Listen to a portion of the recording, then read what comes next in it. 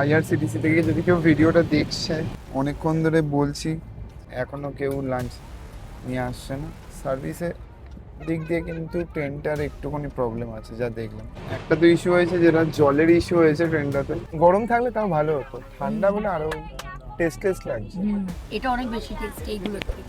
আমরা লখনৌ থেকে ভেজ বিরিয়ানি নিয়েছি এখানে। মিস্টার পরোটা ঠিক না কাউকে? আচ্ছা এখনো ভালো ভালো মানুষ আছে, রাত্রির একটার সময় ভালো মানুষ পাওয়া যায় খুঁজে। বাই দ্য ওয়ে আজকে কিন্তু ওর বার্থডে, ঠিক আছে? কেউ কিন্তু উইশ করতে ভুলো না। আমার ট্রেন জার্নি এক্সপিরিয়েন্সে মনে হয় আমি এরকম বৃষ্টি দেখিনি। কিছুক্ষণ পরে আমরা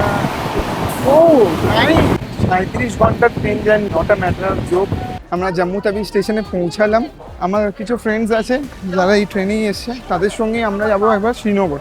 বললো জিও সিমে অমরনাথের নাকি কানেকশন ভালো হবে।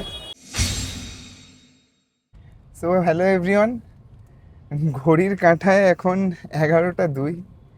বাড়ি থেকে বেরোতে অনেকটাই লেট হয়ে গেল। বিভৎস বৃষ্টি পড়ছে রাস্তায়, ক্যাব পেতেও খুব প্রবলেম হচ্ছিল।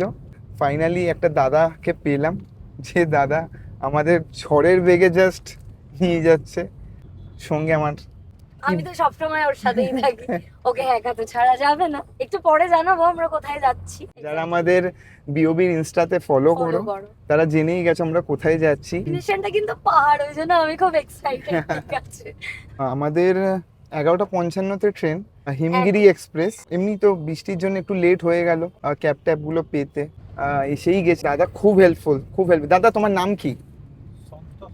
ব্লগ করছি বলে দাদা জাস্ট কি করেছে দেখো। দাদা এই সিটটাকে পুরো এগিয়ে দিয়েছে, ইভেন একটা ফ্ল্যাশ জ্বালিয়ে দিয়েছে। চলো দেখা হচ্ছে হাওড়া স্টেশন। বিগত 2 বছর ধরে কোথাও যাওয়া হয় না।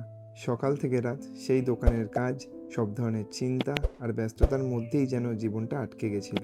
কাজের এই কদিনের ক্লান্তি পেছনে ফেলে আর কলকাতার এই ব্যস্ত রাস্তা ঠেলে আমরা পৌঁছে গেলাম হাওড়া স্টেশনে।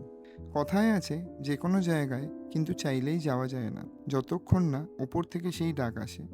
হয়তো এতদিন পর আজ আমাদের সেই ডাক এসছে, আর তাই তো বাবার ডাকে সাড়া দিতে আমরা বেরিয়ে পড়লাম অমরনাথের পথে। একদম ঠিক টাইমেই আমরা স্টেশনে পৌঁছে গেছি, অনেক বাধা বিপত্তি পেরিয়ে। সবাই ট্রেনের জন্য দাঁড়িয়ে আছে। হিমগিরি এক্সপ্রেস কিন্তু সপ্তাহে মাত্র 3 দিন, মঙ্গল, শুক্র আর শনিবার হাওড়া থেকেই ছাড়ে। আমাদের ট্রেন আসবে 14 নম্বরে। ওয়েট করি, ট্রেন আসার পর আমাদের কি বাস পাবো কি পাবো না দেখি। আর এই আমাদের ট্রেন ঢুকে গেল। হিমগিরি এক্সপ্রেসের অ্যাভারেজ স্পিড 55 কিলোমিটার/আওয়ার আর ম্যাক্সিমাম স্পিড 130 কিলোমিটার/আওয়ার। এই ট্রেনে তোমরা প্যান্ট্রি কার, অনবোর্ড ক্যাটারিং আর ক্যাটারিংয়ের মতো সুবিধা কিন্তু পেয়ে যাবে। ট্রেনটা স্টেশনে থামলেই কিন্তু এত লোক সবাই এই ট্রেনটায় উঠবে। আর আমাদেরও তাড়াতাড়ি করে, কারণ আমাদের সঙ্গে অনেকগুলো লাগেজ আমাদের আছে, দেখতেই পাচ্ছ।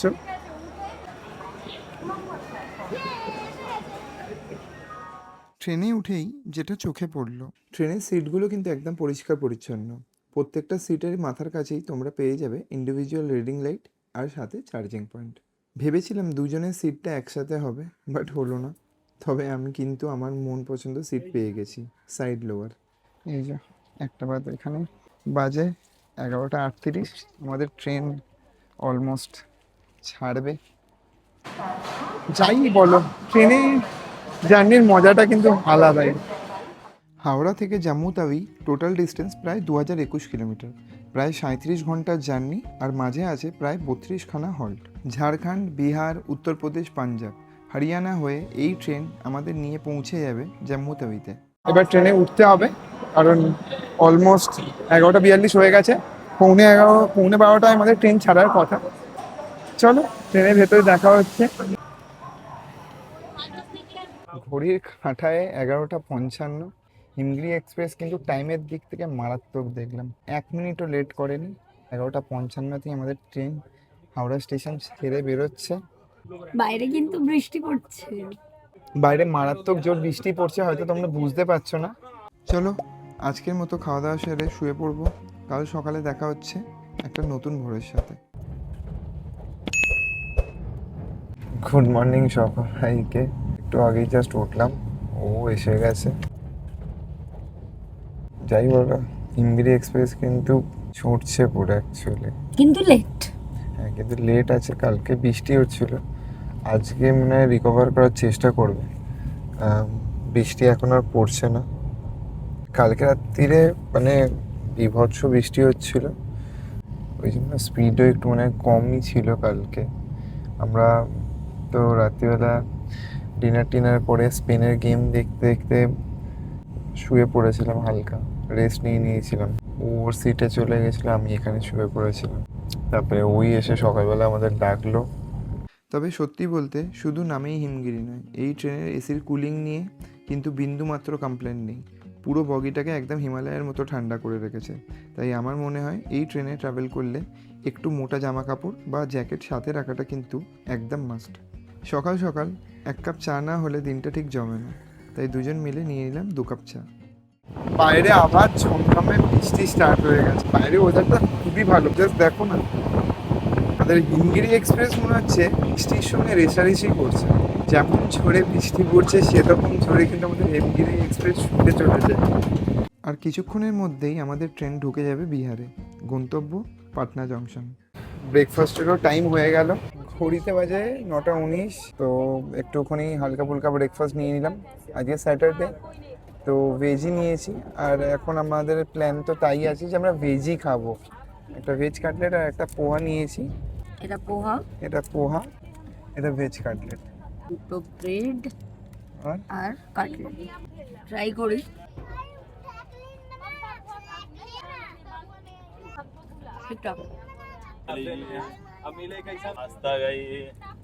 গরম থাকলে তাও ভালো হতো, ঠান্ডা বলে আরো টেস্টলেস লাগছে।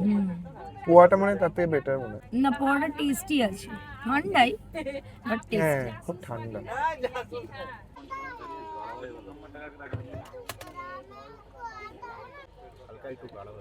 হ্যাঁ ঠিক আছে, কোনো অসুবিধা নেই। Thank you. একটু গরম হ্যাঁ ঠিক আছে। 30 না? হ্যাঁ। পাঠিয়ে দিচ্ছি। এটা অনেক বেশি টেস্টি এইগুলোর থেকে। একটা নেবো? দাদা, এটা অনেক বেশি টেস্টি। কি খেতে রে? এটা একটা দিয়ে যাও, যে একটা ভালো লেগেছে।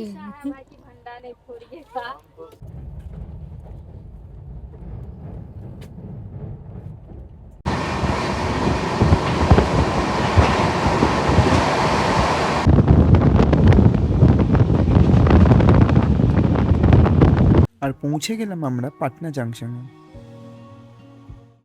ট্রেনটা সবই ঠিক আছে, বাট একটা তো ইস্যু হয়েছে, যেটা জলের ইস্যু হয়েছে ট্রেনটাতে।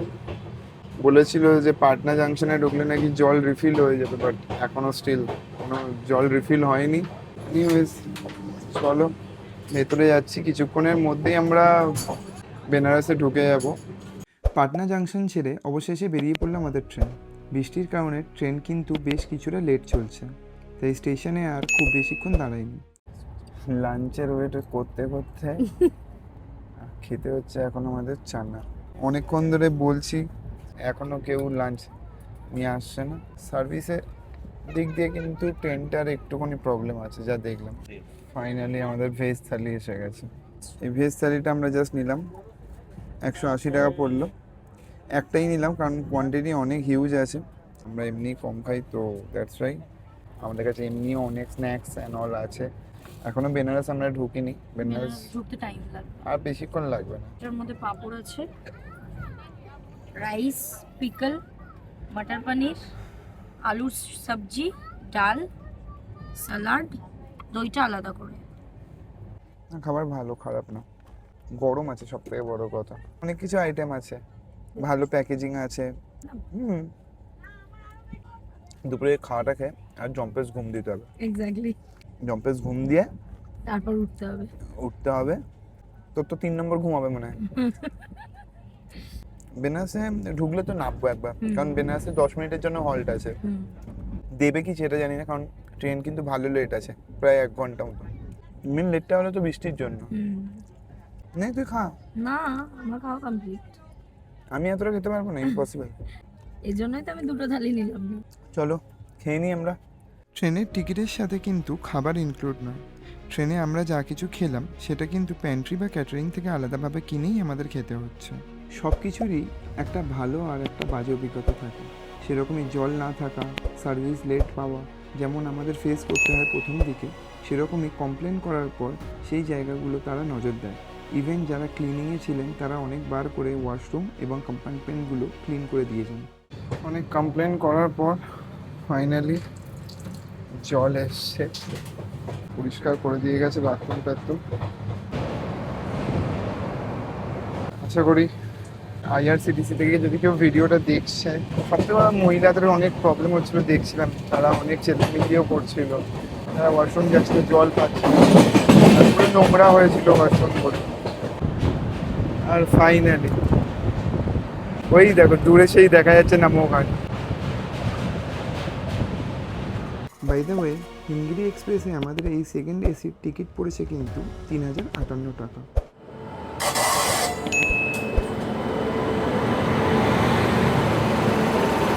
ট্রেন এসে দাঁড়িয়েছে বারাণসীতে, সবাই উঠছে, 10 মিনিটের হল্ট আছে এখানে।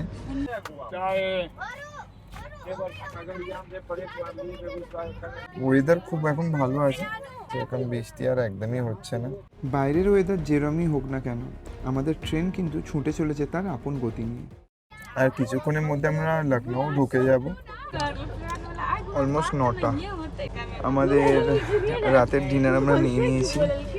কাল থেকে প্রায় 1042 কিলোমিটার জার্নি করে আমরা পৌঁছে গেলাম লখনউতে। আমরা লখনউ থেকে ভেজ বিরিয়ানি নিয়েছি, এখানে রুটি আর চানা। সবাই নাকি খাওয়া হয়ে গেছে 8টার মধ্যে, সবাই খেয়ে নাকি ঘুমিয়ে পড়েছে। আমাদের এত তাড়াতাড়ি খাওয়ার হ্যাবিট নেই, বসে রয়েছি, তাই বললাম যে একটা খোল খেয়ে চেক কর যে কিরকম, কিন্তু এখন ডিনার করা ইম্পসিবল ব্যাপার। ঘড়িতে বাজে 1টা, একটু ট্রেন থেকে নামলাম, জল শেষ হয়ে গেছিল। প্যান্ট্রি অনেকটা দূর আমাদের থেকে, ট্রেন দাঁড়াতে সেটা একটু সুযোগ, একভাবে ট্রেনে যেতে যেতে একটু ভাইয়া ভেজ দিয়া। আর পৌঁছে গেলাম আমরা মুরাদাবাদ স্টেশনে। ম্যাডাম বললো কোল্ড ড্রিঙ্কস খাবে, চলো, জন্মদিনের দিন ম্যাডাম কিছু একটা চাইলো। भैया एक थम्स अप दे दीजिए ना। कितना भेज दिया। ম্যাডামের কোল্ড ড্রিঙ্কস নেওয়া হয়ে গেছে, বেশিক্ষণ দাঁড়াবে না, 6 মিনিটের হল্ট আছে এখানে। ডিনার টিনার আমাদের হয়ে গেছে। ডিস্টার্ব করাটা ঠিক না কাউকে।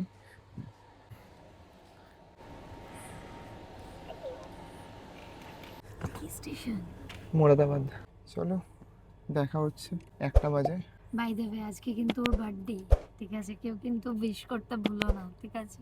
আমি ফার্স্ট উইশ সবাই উইশ করেছে, ইনস্টাগ্রামে এক গাদা মেসেজ এসেছে, সবাইকে পরে রিপ্লাই দেবো। एकदम एकदम 20 रुपए डालिए आप उधर के लिए, आप ये 14 रुपए की है, हाँ उसके आप 20 रुपए डालें। Thank you thank you. এখনো কত ভালো মানুষ আছে, আমার ট্রেনে উঠে আমাকে ব্যালেন্স দিয়ে গেল, কারণ আমি বেশি পে করে দিয়ে এসেছিলাম। আচ্ছা আচ্ছা, এখনো ভালো মানুষ ভালো আছে। মানুষ আছে, রাত্রির 1টার সময় ভালো মানুষ পাওয়া যায় খুঁজে, ও খুঁজে কীভাবে পেলো ভগবানই জানে। এনিওয়েজ ট্রেনের কিন্তু ডিলে অনেকটাই কমে গেছে, 2 মিনিট 3 মিনিট ডিলে, যে ডিলেটা আগে 1 ঘন্টা ছিল। 1 ঘন্টা ছিল।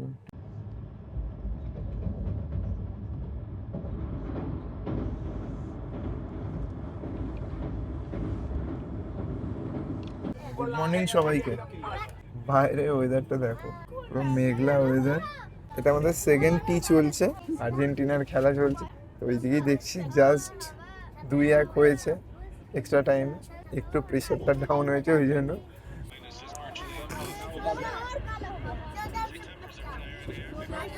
চাটা কিন্তু ভালো।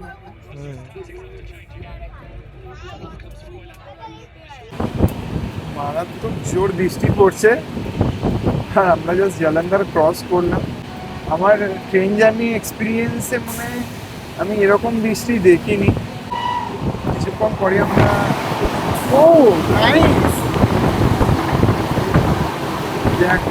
বন্দে ভারত, সব থেকে বড় কথা আর্জেন্টিনা জিতে গেছে, এর থেকে বড় খুশির খবর আর কিন্তু কিছু হতে পারে না। লাস্ট মোমেন্টে 1 মিনিটে কিন্তু আর একটা গোল হলো, 3-1 আর্জেন্টিনা জিতলো। ও অসাধারণ, বৃষ্টি প্লাস ট্রেন জার্নি, অসাধারণ এক্সপিরিয়েন্স। 37 ঘন্টার train journey, not a matter of joke. 1.5 দিনের ওপরে কিন্তু আমরা এই ট্রেনে ট্রাভেল করছি। ঘড়িতে এখন বাজে 9:27 মধ্যে আমরা পৌঁছে যাব জম্মুতে। বাইরে দেখো বৃষ্টিটা, দেখো কি জোরে বৃষ্টি পড়ছে।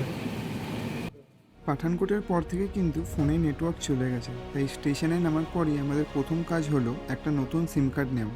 জম্মু ও কাশ্মীরে কিন্তু আমাদের প্রিপেড সিম কার্ডের কোনো নেটওয়ার্কই কাজ করে না। Let's go. আগে তুই না।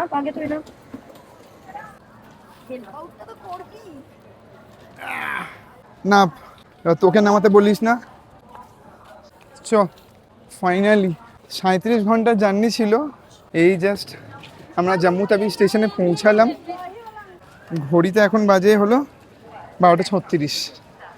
পাক্কা আধ ঘন্টা আগে পৌঁছেছি। একটার সময় পৌঁছানোর কথা ছিল। এই ট্রেনটা একটা জিনিস বুঝতে পারলাম, ম্যাক্সিমাম কিন্তু যারাই ছিল, নয় অমরনাথ নয় বৈষ্ণব দেবী, খুব কমই ছিল যারা আগে কোথাও নেমে গেছে বা অন্য কোথাও নেমে গেছে। আমার কিছু ফ্রেন্ডস আছে যারা এই ট্রেনেই এসছে, তাদের সঙ্গেই আমরা যাবো একবার শ্রীনগর। যে আমাদের রেজিস্ট্রেশন হয়নি, সেই রেজিস্ট্রেশন করার জন্য আমরা যাব। ঠিক আছে, তাদের জন্য একটু ওয়েট করে নিই। চলো, ওরা এসে গেছে। আমরা এই ব্লগটা এখানে এন্ড করছি। আর এর পরের ব্লগে তোমরা দেখতে পাবে এখান থেকে আমরা কিভাবে শ্রীনগরের দিকে যাচ্ছি অ্যান্ড অল। তো এই ব্লগটা কীরকম লাগলো একটুখানি আমাদের কমেন্টে জানিও। Let's go. আমাদের এই অমরনাথ ট্রাভেল সিরিজের এটা ছিল প্রথম পর্ব, ট্রেন যাত্রার গল্প। এরপর আরও অনেক ইন্টারেস্টিং এপিসোড আসতে চলেছে। আর হ্যাঁ, তোমরা যারা অমরনাথ যেতে চাও অথচ অনলাইনে রেজিস্ট্রেশনের স্লট পাওনি, চিন্তার কিছু নেই। অন স্পটে গিয়ে অফলাইনে কিভাবে রেজিস্ট্রেশন করবে তার প্রতিটা ডিটেলস আমরা শেয়ার করব পরের ভিডিওতে।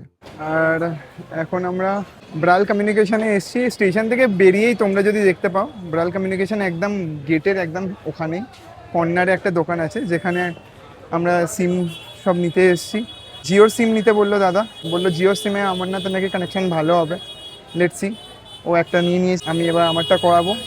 আর বাই দ্য ওয়ে, সিম 50 টাকা করে নিল আর 350 টাকা রিচার্জ, আনলিমিটেড 1 মাসের জন্য। তাহলে আজকের মতো টাটা।